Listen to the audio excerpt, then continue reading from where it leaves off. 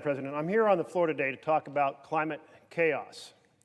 It's a monumental crisis that requires immediate and bold action. And the reason I'm speaking about climate chaos at this moment is because several things are happening today that create this connection. The one is that the IPCC, the International Panel on Climate Change, has released its 2021 climate report. And the second is we're in the middle of talking about infrastructure for our nation, and the investments in climate infrastructure are going to be critical to take on the crisis that we are facing. We're in pretty big trouble. This report that came out today, 5 big findings from the IPCC's 2021 climate report, it lays out how dramatically things have shifted in just a few years. It notes that the concentration of carbon dioxide is now higher than it has been for 2 million years. And we've made that happen over just the last 100 or so years, but particularly the last 30. That the glacial retreat is unmatched for the last 2,000 years. That the last decade warmer than any period for 125,000 years. That the summer Arctic ice coverage is smaller than any time in the last 1,000 years. That ocean warming is faster than any time since the last ice age. That ocean acidification is at the highest level in the last 26,000 years. These things would not have been true a few years ago.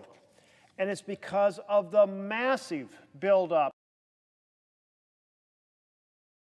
in carbon dioxide from our burning of fossil fuels to power our energy economy. And it's from the massive release of methane gas because of our use of natural gas, which is a very nice name for what is mostly methane gas. We collect methane gas, and we have accelerated that through fracking. A tremendous amount leaks out through that drilling and fracking system. A tremendous amount more leaks out through the millions of miles of pipes that carry it to its destinations. And then when we burn it, it creates carbon dioxide, also a global warming gas. So we don't need to really get this report to know we're in trouble, because we just have to look at the facts on the ground from our home states right now. I mean, Oregon is aflame. We have so many fires burning simultaneously, and the largest fire is over 400,000 acres. 400,000 acres. Think how long it would take if you were on a hike to pass through 400,000 acres. You know, a few years ago, we had a group of homes that were burned out in John Day, Oregon, some 24 or so homes. And we thought that was a big deal. And then last summer, we had 6 towns burnt to the ground, completely incinerated. And now we have these massive, massive fires, as does Idaho and Montana and Washington State and California State and Colorado and Utah and New Mexico, Arizona. The West is aflame because the temperatures are so much higher. And what else is happening in Oregon? Well, our snowpack is disappearing, average snowpack decreasing. It's affecting the amount of irrigation water that we have. It's affecting the fact that our streams are now smaller and warmer than they were before, affecting our trout and our salmon. And the ocean is acidifying. Now we've got some 30% more acidity in the ocean. It affected first the reproduction of our oysters, so now we artificially buffer the water for our oyster seed to survive, baby oysters to survive. And now it's starting to affect the Dungeness crab, one of the most significant financial enterprises in terms of sea life production in a commercial sense off the coast of Oregon. So we're seeing the impacts in every possible way. And I know that as I travel rural Oregon, people emphasize that this is a huge impact on rural Oregon and rural America because it's affecting our farming, it's affecting our fishing, and it's affecting our forests. So we're engaged here in two-part plan. The first plan is an infrastructure bill that addresses water, transportation, and broadband. Well, all well and good. But if part one sails away from the dock and leaves part two stranded, what's left behind? Housing, massive investment. Education, a massive investment in 2 years of preschool and 2 years of community college. Foundations for thriving families are left behind. The daycare, the support for daycare for working families. And the child tax credit, which is lifting half of the children in poverty out of poverty in America. The most massive tax cut ever envisioned for middle-class America. And what other thing is left on the dock? The investment in climate, the transition from burning fossil fuels, the fossil fuel economy, to the renewable energy economy.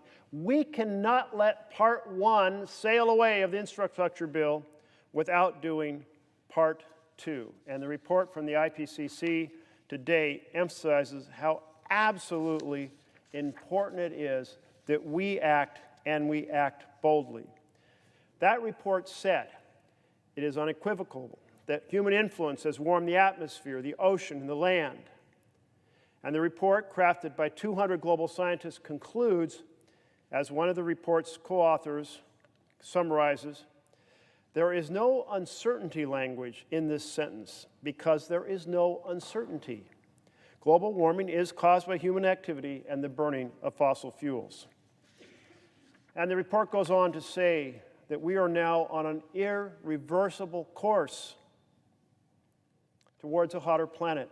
That if we do the severest cuts in carbon emissions right now, the severest cuts, we are still going to see temperatures rise 1.5 degrees Celsius or about 2.7 degrees Fahrenheit.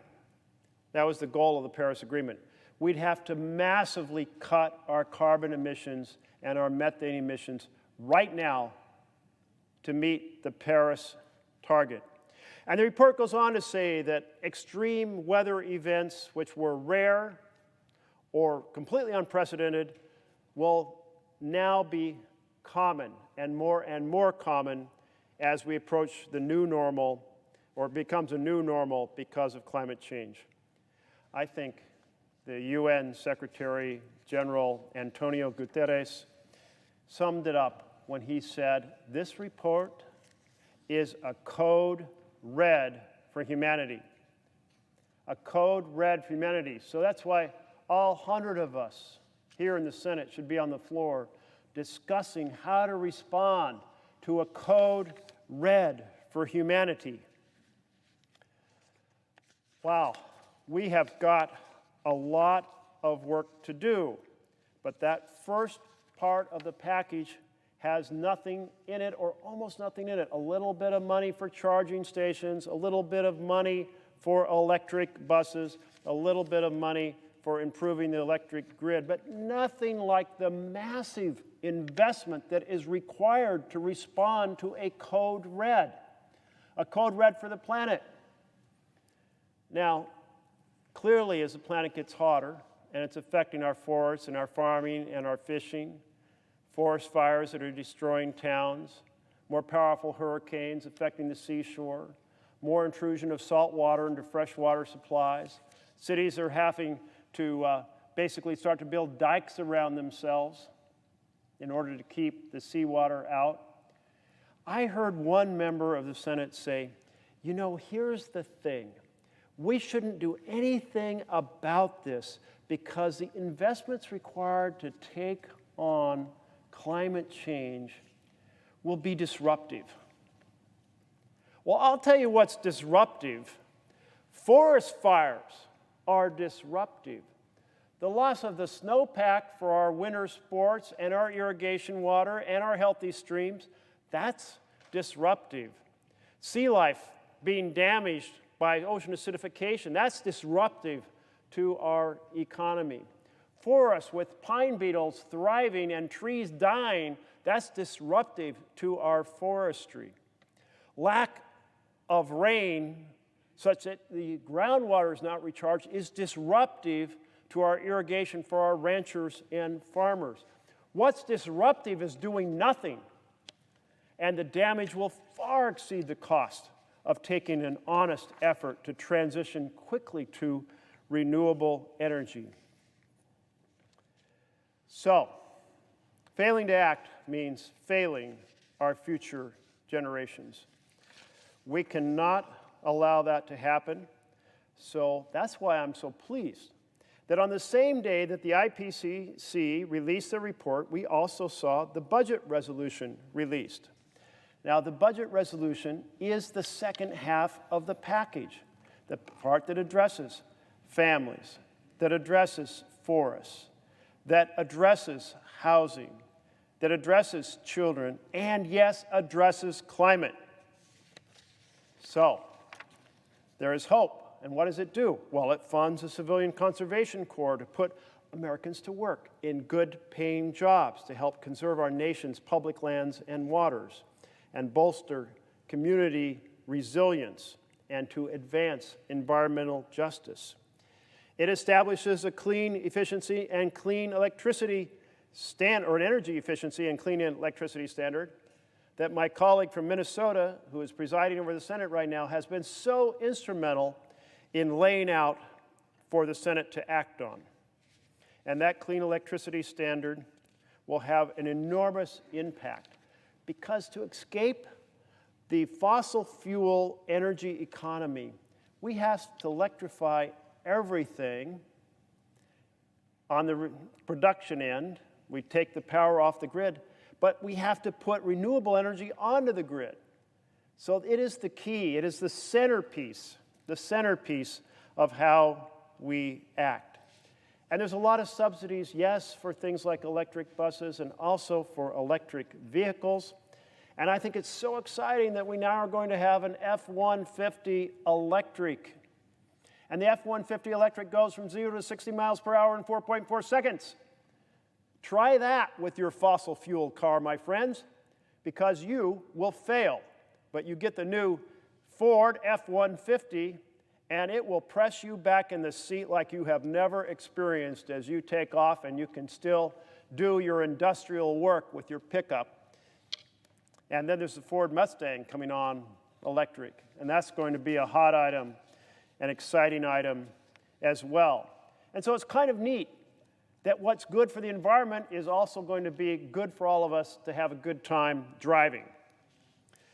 So all of these pieces that are in the second half of the infrastructure package, that has to get done. And it should be absolutely bipartisan, because these investments in families are desired by Democratic families and Republican families and independent families. These investments in housing, affordable housing in our country, are needed by Republican and Democratic and independent families. And you know what? It's going to be completely paid for by having the mega-rich pay their fair share. And as you all know from all the reports, they've been jumping and diving and ducking their taxes, many of them paying zero. Billionaires who are putting themselves into space on a joyride paying zero in taxes. Billionaires who are using tons of the products of what we pay for, of our road infrastructure and our water infrastructure and our education infrastructure. They're employing all kinds of folks who are funded by Pell Grants to get through college, paying zero in taxes. Why are the billionaires paying less than you and me? Why are they paying less than the clerk at the grocery store bagging, or the person bagging your groceries? Why are they paid less than the secretary? Why are they paying less in taxes, the billionaires? Good question. It shouldn't be the case. And so the responsible thing is to pay for the package with tax fairness for all Americans, everyone doing their fair share, including our companies, some of which have posted tremendous, astronomical profits while paying absolutely zero in taxes. Madam President, if we turn the clock back to Henry David Thoreau, who said many interesting things in his book, Walden Pond on Walden Pond. And one of the things he said is, what is the use of a house if you haven't got a tolerable planet to put it on? Well, his question was kind of looking towards the future and that we are now in, where the ravages of a heated planet are destroying our forests, our fishing, and our farming, undermining the foundations of our rural economy, creating storms that assault our shores, creating fires that burn down houses and towns as well as trees. It's time for us to act, and to act boldly, because we are under a red alert for the planet, and we need to act. Thank you, Madam President.